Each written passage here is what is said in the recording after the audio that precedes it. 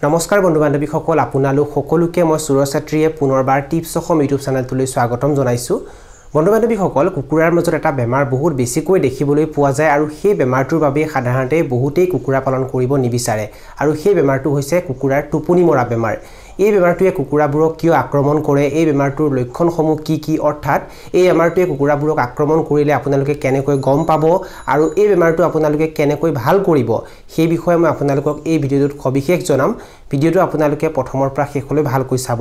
আৰু যদি আপোনালোকে এই চেনেলটোত প্ৰথমবাৰ আহিছে তেনেহলে চেনেলটো সাবস্ক্ৰাইব কৰি ওচৰতে থকা বেল ঘণ্টিটো প্ৰেছ কৰি দিব প্ৰথমতে মই আপোনালোকক জনাম এই বেমাৰটোৰ লক্ষণসমূহ কি দ্বিতীয়তে মই আপোনালোকক জনাম এই বেমাৰটোৱে যে কুকুৰাবোৰক আক্ৰমণ কৰে ইয়াৰ কাৰণসমূহ কি মানে কিহৰ বাবে কুকুৰাবোৰক এই বেমাৰটোৱে আক্ৰমণ কৰে আৰু একেবাৰে শেষত মই আপোনালোকক জনাম যে এই বেমাৰটোৰ পৰা যদি কুকুৰাবোৰক আপোনালোকে বচাই ৰাখিব বিচাৰিছে তেনেহলে আপোনালোকে কি সাৱধানতা অৱলম্বন কৰিব লাগিব আৰু কুকুৰাবোৰক কি দৰৱ খাবলৈ দিব লাগিব সেই বিষয়ে চাওক বন্ধু বান্ধৱীসকল কুকুৰাৰ মাজত এই টোপনি মৰা বেমাৰটো বেছিকৈ দেখিবলৈ পোৱা যায় আৰু এই বেমাৰটোৱে যদি কুকুৰাবোৰক আক্ৰমণ কৰে তেনেহলে কুকুৰাবোৰক বচোৱাটো প্ৰায় অসম্ভৱ হয় বহু কুকুৰা এই বেমাৰত মৰি যায় আৰু ইয়াৰ বাবে সাধাৰণতে বহুতো লোকে কুকুৰা পালন কৰিব নিবিচাৰে টোপনি মৰা বেমাৰটোৱে যেতিয়া কুকুৰাবোৰক আক্ৰমণ কৰে তেতিয়া কুকুৰাবোৰ একেবাৰে দুৰ্বল হৈ যায় আৰু অৱশেষত সিহঁতৰ মৃত্যু হয় কুকুৰাবোৰৰ মাজত যে টোপনি মৰা বেমাৰটো হয় এই বেমাৰটোক ৰাণীখেদ বেমাৰ বুলি কোৱা হয় আৰু এই বেমাৰটোৱে যেতিয়া কুকুৰাবোৰক আক্ৰমণ কৰে তেতিয়া কুকুৰাবোৰে টোপনি মাৰি থাকে কুকুৰাবোৰে দানা খোৱা কমাই দিয়ে আৰু পানী বেছিকৈ খায় আৰু কুকুৰাবোৰৰ ফুলটো কলা পৰিবলৈ আৰম্ভ কৰে লগতে সিহঁতে সেউজীয়া ৰঙৰ পায়খানা কৰে আৰু কেতিয়াবা বগা ৰঙৰ পায়খানা কৰে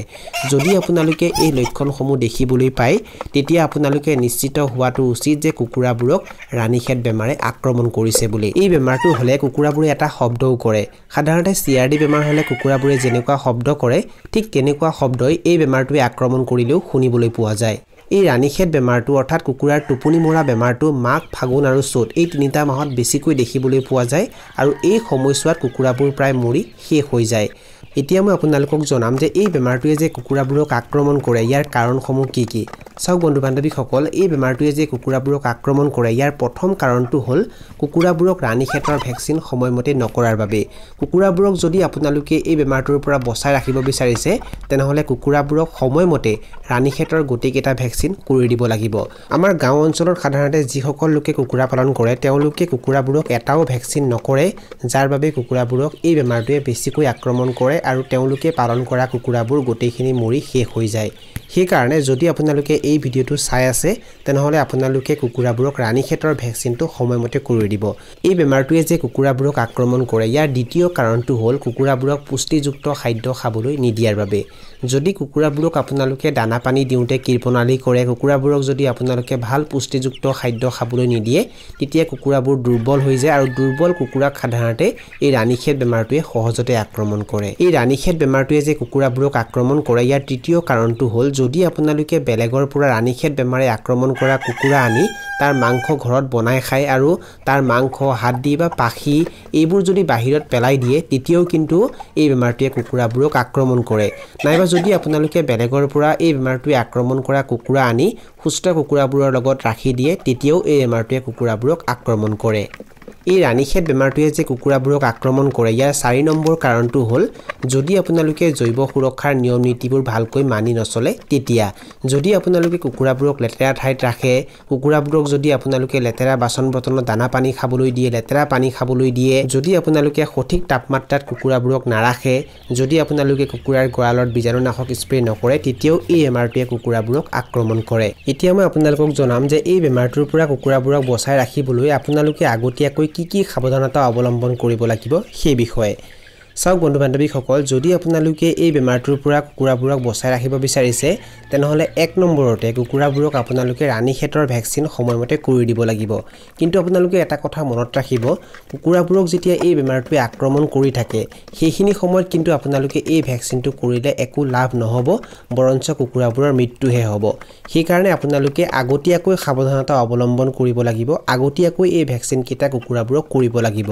এই বেমাৰটোৰ পৰা যদি কুকুৰাবোৰক আপোনালোকে বচাই ৰাখিব বিচাৰিছে তেনেহলে দ্বিতীয়তে আপোনালোকৰ ওচৰে পাজৰে যেতিয়া কুকুৰাৰ মাজত এই বেমাৰটোৱে দেখা দিয়ে কুকুৰাবোৰ যেতিয়া টোপনি মৰা বেমাৰত আক্ৰান্ত হয় তেতিয়া আপোনালোকে লগে লগে নিজৰ কুকুৰাখিনিক আবদ্ধ কৰি ৰাখিব সিহঁতক বাহিৰত আপোনালোকে এৰি নিদিব যদি আপোনালোকে কুকুৰাবোৰক বাহিৰত এৰি দিয়ে আৰু সেই বেমাৰী কুকুৰাবোৰৰ সংস্পৰ্শত যদি আপোনালোকৰ কুকুৰাবোৰ আহে তেতিয়াও কিন্তু এই বেমাৰটোৱে আপোনালোকৰ কুকুৰাবোৰক আক্ৰমণ কৰিব যদি আপোনালোকে কুকুৰাবোৰক এই বেমাৰটোৰ পৰা বচাই ৰাখিব বিচাৰিছে তেনেহলে তৃতীয়তে বাহিৰৰ লোকক আৰু বাহিৰৰ অন্য জীৱ-জন্তুক আপোনালোকে কুকুৰাৰ ফাৰ্মৰ ভিতৰত প্ৰৱেশ কৰিবলৈ নিদিব যদি আপোনালোকে বাহিৰৰ লোকক বা বাহিৰৰ অন্য জীৱ-জন্তু কুকুৰাৰ ফাৰ্মৰ ভিতৰত প্ৰৱেশ কৰিবলৈ দিয়ে তেতিয়া তেওঁলোকৰ মাধ্যমেৰেও এই বেমাৰটো আপোনালোকৰ ফাৰ্মলৈ আহিব আৰু আপোনালোকৰ ফাৰ্মৰ কুকুৰাবোৰক আক্ৰমণ কৰিব যদি আপোনালোকে এই বেমাৰটোৰ পৰা কুকুৰাবোৰক বচাই ৰাখিব বিচাৰিছে তেনেহলে 4 নম্বৰতে ফাৰ্মৰ বাহিৰত পিন্ধা চেন্ডেল বা জোতা আপোনালোকে বেলেগ ৰাখিব আৰু ফাৰ্মৰ ভিতৰত পিন্ধা চেন্ডেল বা জোতা আপোনালোকে বেলেগ ৰাখিব যদি আপোনালোকে বাহিৰত পিন্ধা চেন্ডেল বা জোতা ফাৰ্মৰ ভিতৰতো ব্যৱহাৰ কৰে তেতিয়া এই চেন্ডেল বা জোতাৰ মাধ্যমেৰেও এই বেমাৰ আপোনালোকৰ ফাৰ্মলৈ আহিব আৰু আপোনালোকৰ ফাৰ্মৰ কুকুৰাবোৰক আক্ৰমণ কৰিব সেই কাৰণে আপোনালোকে এই ভুলটো একেবাৰে নকৰিব যদি আপোনালোকে এই বেমাৰটোৰ পৰা কুকুৰাবোৰক বচাই ৰাখিব বিচাৰিছে তেনেহলে 5 নম্বৰতে কুকুৰাবোৰক আপোনালোকে সপ্তাহত 3 দিন দিনত এবাৰ ভিটামিন বা মাল্টিভিটামিন খাবলৈ দিব বন্ধু বান্ধৱীসকল মই যেহেতু আপোনালোকক জনাইছো যে কুকুৰাবোৰক এই বেমাৰটোৱে তেতিয়াহে আক্ৰমণ কৰে যেতিয়া কুকুৰাবোৰ দুৰ্বল হৈ যায় দুৰ্বল কুকুৰাবোৰক এই বেমাৰটোৱে সোনকালে আক্ৰমণ কৰে সেই কাৰণে আপোনালোকে কুকুৰাবোৰক ভাল পুষ্টিযুক্ত খাদ্য খাবলৈ দিব লগতে ভিটামিন বা মাল্টিভিটামিন মাজে মাজে খাবলৈ দি থাকিব যাতে সিহঁতৰ ৰোগ প্ৰতিৰোধ ক্ষমতাও বৃদ্ধি হৈ থাকে আৰু কুকুৰাবোৰ যাতে দুৰ্বল হ'বলৈ নাপায় আৰু এই বেমাৰটোৱে সহজতে আক্ৰমণ কৰিব নাপায় যদি আপোনালোকে এই বেমাৰটোৰ পৰা কুকুৰাবোৰক বচাই ৰাখিব বিচাৰিছে তেনেহলে 6 নম্বৰতে কুকুৰাবোৰক আপোনালোকে সময়মতে দানা পানী খাবলৈ দিব লাগিব আৰু ভাল পুষ্টিযুক্ত খাদ্য খাবলৈ দিব লাগিব